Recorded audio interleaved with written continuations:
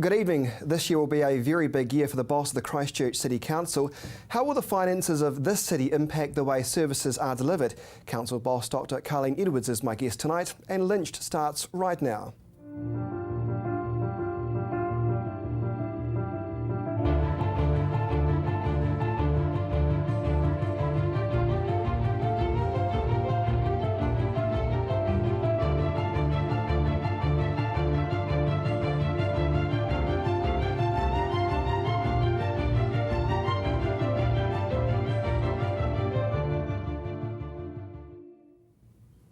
Good evening to you. Who could forget Tony Merritt? He was essentially booted out of the last council for his less than satisfactory performance, particularly when it came to the consenting drama.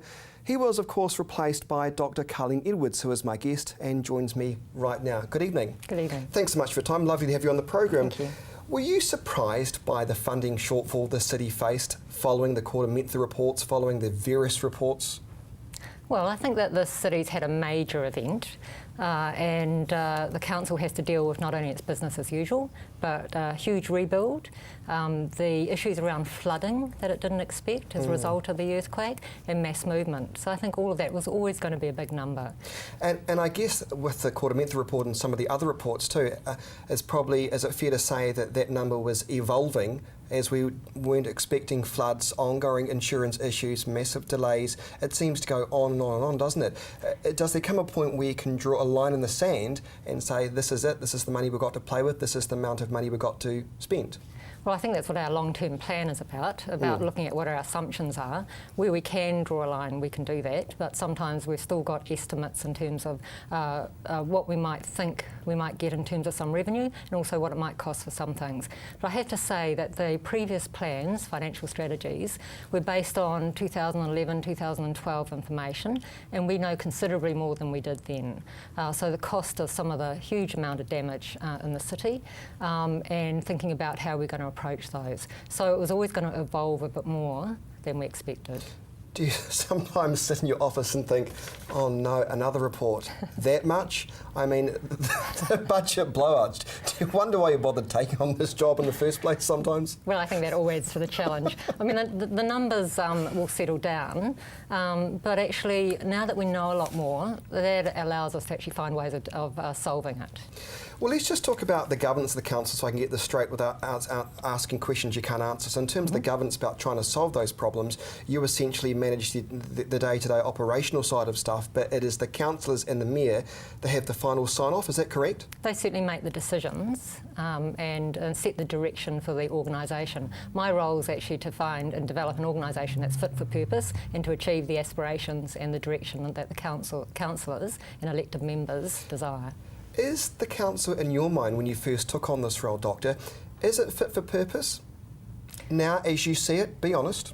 Oh, well, I think we've the organisations function in a very traditional way, and often after a major disaster, what happens is that people revert back to business as usual, and in terms of doing things that they know well, and it's a very common response.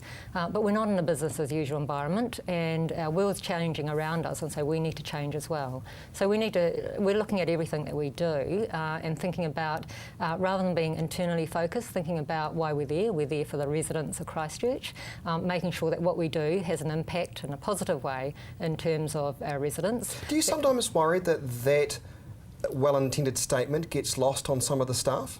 That we're there for the residents? No, actually, it's interesting because when I talk to people, they're really passionate and committed about working for the council, and they're there to make a difference to the people of Christchurch. And sometimes it just feels really hard to do that because of the way we're established, sometimes the bureaucracy. Sometimes it's really hard to actually make things happen.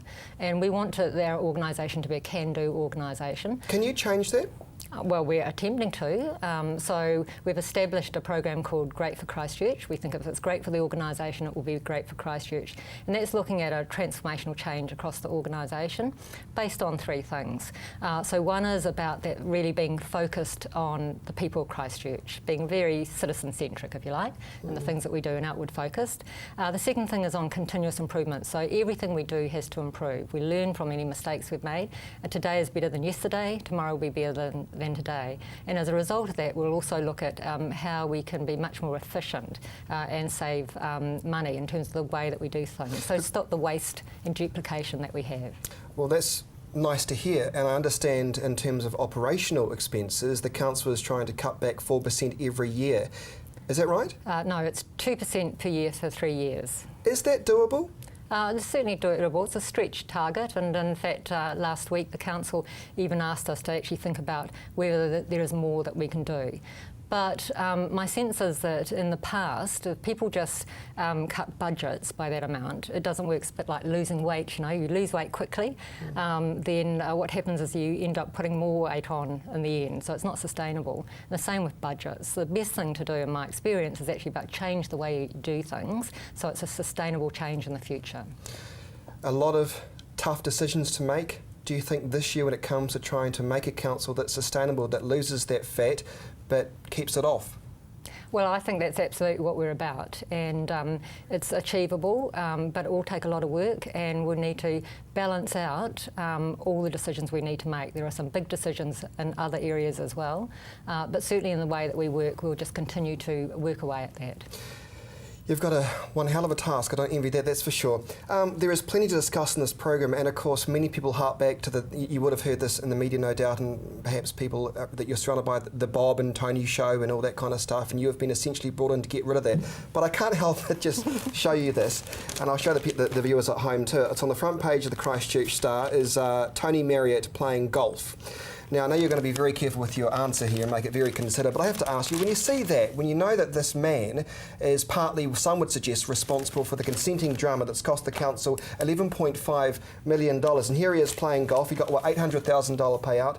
What do you think when you see that?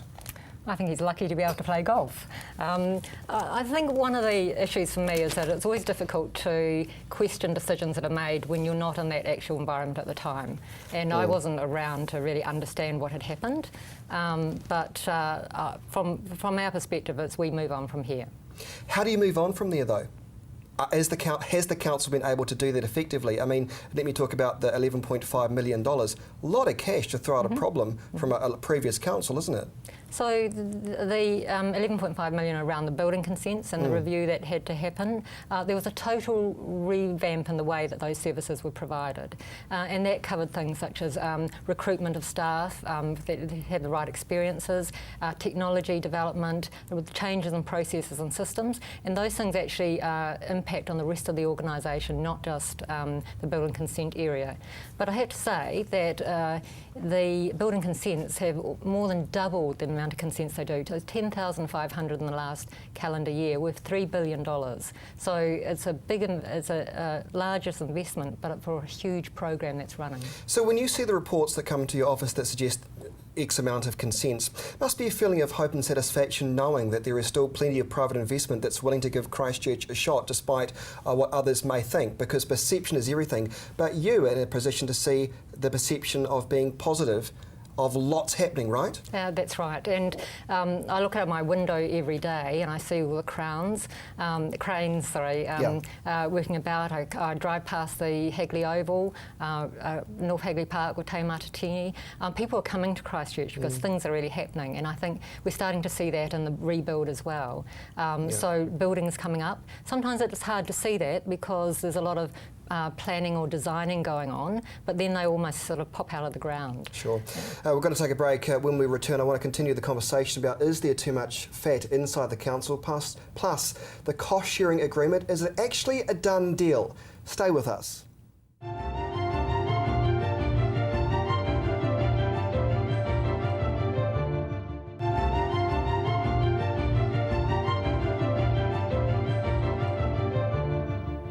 Welcome back to Lynched. My guest tonight is Council Boss, Dr. Colleen Edwards. Colleen, when it comes to the cost-sharing agreement, can you clarify the Council's position? My understanding was it is still open to interpretation, it is still open to be flexible with the government, although there seems to be more pressure coming on the government to say, this is a done deal now, Council. We've given Christchurch a lot. It's time for you to decide how you're going to get the money to pay for some of the anchor projects we've enforced upon the city in some respects. So the cost share agreement covers a range of issues, including investment from the Crown into Christchurch, particularly around the horizontal infrastructure, but also a range of other things in terms of our commitments around the anchor projects. But it does leave some room for discussion.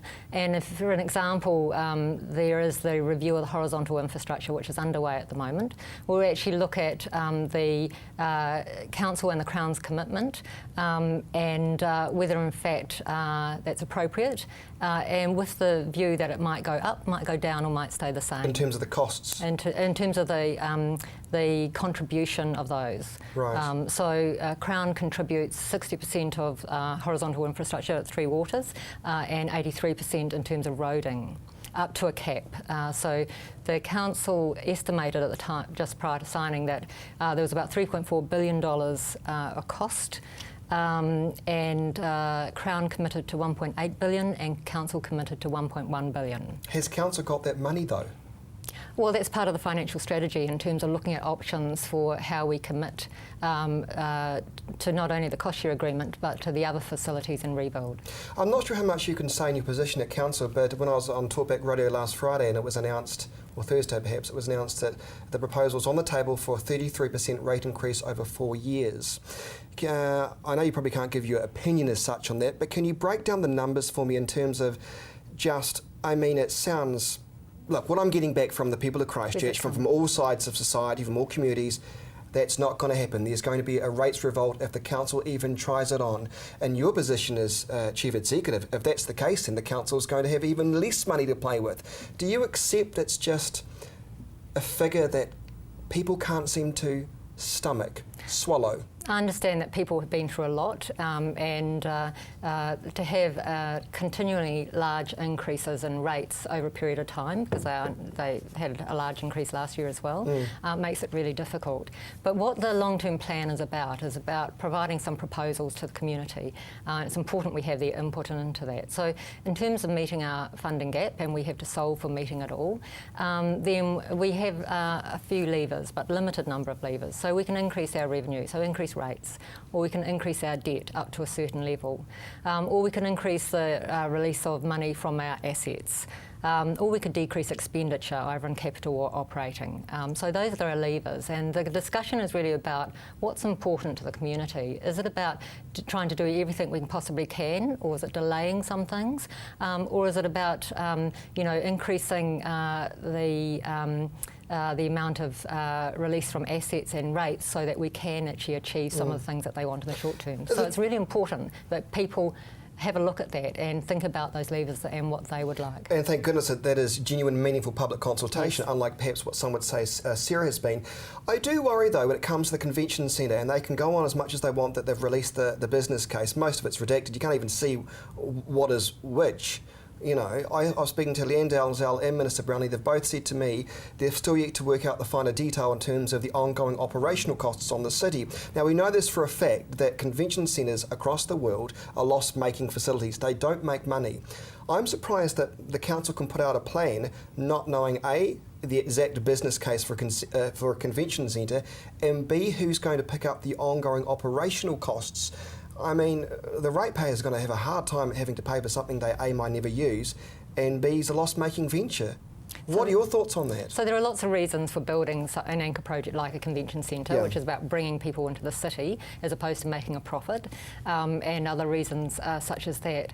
The issue around the anchor projects is that the cost share agreement does commit us to contributing to various of the anchor projects, to leading some, to following on others, but the details around some of the ownership and the ongoing costs is really some of the areas we want to continue to discuss with government. Do you think that could have been worked out already though? When you're trying to formulate a long-term plan or a district plan or working out your capital cost program, should that not already have been worked out, do you think? I'm not blaming you, I'm just saying, shouldn't the government have been more transparent with the people of Christchurch as to how much this blimmin' thing's going to potentially set them back? So I think there were some indications in the original agreement and negotiations, but now we're at a time at the moment where we need to renegotiate and rethink about some of these things, and look at whether there's opportunities to perhaps look at more innovative ways of managing them. Nicely said. Will that renegotiating stuff come from yourself, your staff, the councillors, Leanne, or all of the above?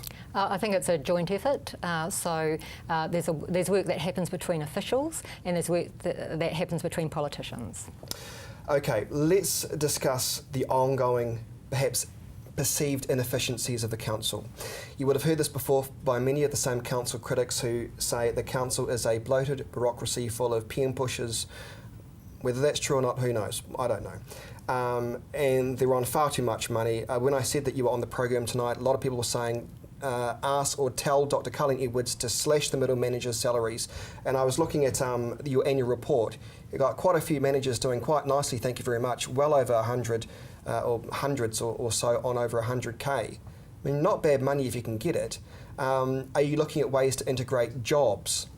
So to put that into perspective, we have a staff of just under 3,000. So, 100 or so managers isn't a large number across an organisation like that. But we have a wide variety of people working for us. I don't see anyone who's sitting around not doing very much or just pushing pens.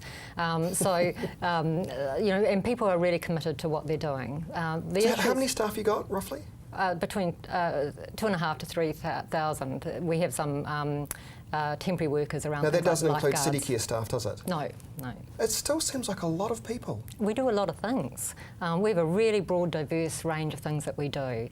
So it's not just about sitting in Hereford Street and writing reports. We've got people out there running sports centres. From a layman's point of view then, is there too much duplication between the council and some of the government agencies? And I look to things like, Sarah's almost getting into the public relations events management side of things, running little wee events, little wee, pop-up things here and there, when as far as I was concerned, their brief was to fix the bloody city. Sorry for my language. They're doing events. The It's Happening website, for example, it's on the logo. You see council and Sarah. You think, well, hang on, who's doing what here? Do you know what I mean? It's who is responsible for the events? Who is responsible for rebuilding the city? It seems to be those areas are becoming murky, and the output of that is duplication by Mr. Events Manager here at Sarah and Mrs. Event Manager here at Council. Do you see what I mean? So one of the things we're trying to do is actually reduce that duplication between agencies, and with the transition of Sarah, not just to the Council in terms of their functions, but to a wide range of agencies, we're looking at where we can start to work together. And you'll start to see things like we have joint newsletters and things, so that... I thought you were going to say we have joints. Really? Colleen's really changing the culture at the council, isn't she? That's right. I'll write that one down. Yeah, we have joints. Okay.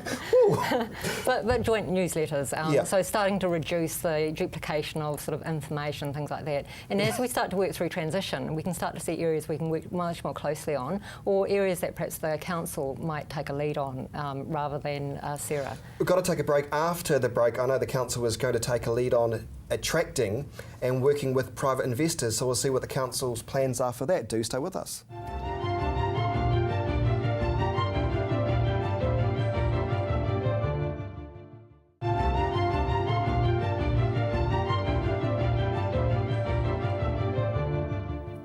Welcome back to Lynched. My guest tonight is Council Boss Dr. Colleen Edwards. Colleen, in terms of investors, there's been various conflicting reports out in various media suggesting that you're the go-to person when it comes to investors or people who may want to buy some shares in council assets. What can you tell me about that so far? So we were actually going to set up a process whereby we have a panel and some experts who can actually look and scope up what the opportunities might be. Because I think before... For investors to buy some council that's right, assets. What they're interested in and sort of what level we're talking about. Because we get lots of people come and approach us, but we don't personally have the expertise to actually understand that. And the idea is that by June 30th, when the council needs to make some decisions, they've got some really good information about what the possibilities and opportunities are. Can I just stop you there for a moment? You said to me something quite telling. We don't have the expertise for that at the moment. You told me before the break you've got nearly 3,000 staff. That worries me. The fact that you've got all these people on decent dough, $200,000, your middle managers, but you're telling me we don't have the expertise.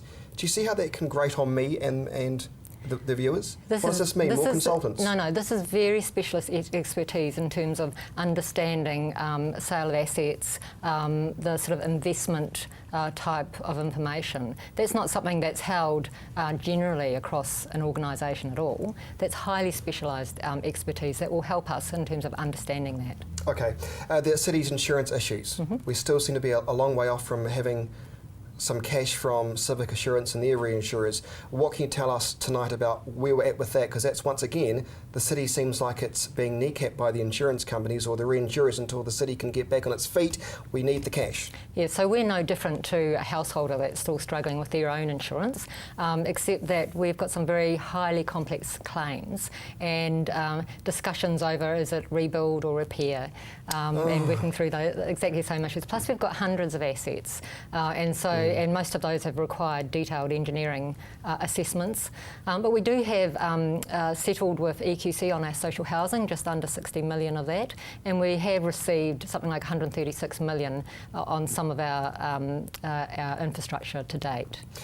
Let's talk about the Development Authority, because when I first heard the council was going to create this authority, I thought, well, hang on, we've got SERA, we've got the CCDU, we've got the Canterbury Development Corporation, God knows what they do, and now we're going to have the council that's going to set up another Development Authority, which again will mean employing more people.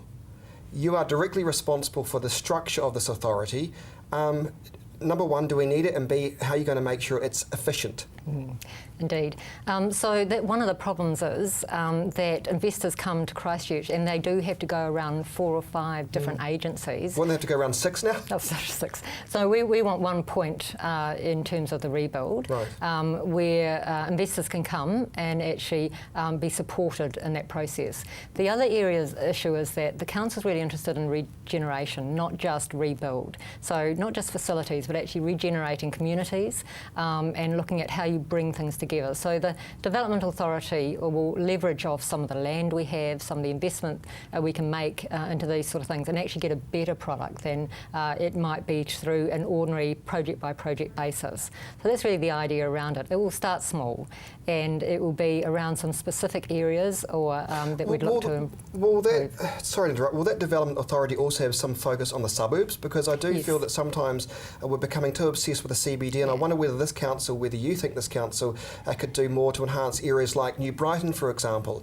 I mean, are you working with New Brighton people to ensure something's out that way or something's out in Burwood that's just apart from building buildings in CBD? That's exactly what council wants. So it's not just focused on the CBD, it will be in parts, but actually right across the city and potentially even further than that. But areas such as New Brighton would be a perfect opportunity to look at a development authority that's looking at regeneration. Do you think there'll be a strong push, or will there be a strong push from council? Because say for areas like New Brighton, there's a sense it's been neglected by the councils for many years. It's been put in the too hard basket. Do you have any views on that? Not specifically, but I mean, it seems to me that this council is very interested in how it looks at those sorts of areas and regenerates them. A couple of final questions. Yes, there is a lot of investment going on. It's great. I mean, I'm in town, you can see lots of buildings, as you say, popping up, cranes everywhere, and that's good. But I do worry, though, that it's still slow. And I know the council's not particularly to blame for this, it's more of a SERA issue, but do you worry that some parts still look like many, cities like Gaza, for example? You go down Hereford Street, corner of Hereford and Manchester, I think it is, there are still buildings that are sitting there that are half collapsed and half... I mean, does that frustrate you? Is there anything that you think you could say to SERA and say, can you hurry up? We've got Te Matatini coming, festivals. It's pretty embarrassing 4 years on to see buildings that need to be pulled down, isn't it? So we do work with SERA and looking at how we can make the city fit for purpose for our residents as well as our visitors and talking to them about those sorts of issues. But I do see lots of really great things happening, and I guess I'm more distracted by those than I am by the things that we've lost or that aren't moving. So the street art and the art and outdoor places, all the things that are happening. We're so lucky to have those little small community groups that are trying to fill in the gaps where business can't at the moment. Dr. Colleen Edwards, thanks so much for coming into the program. Out of time. And that is our show. Do join me on News Talk ZB tomorrow for local talk back across Canterbury. But from me and the CTV team, good night.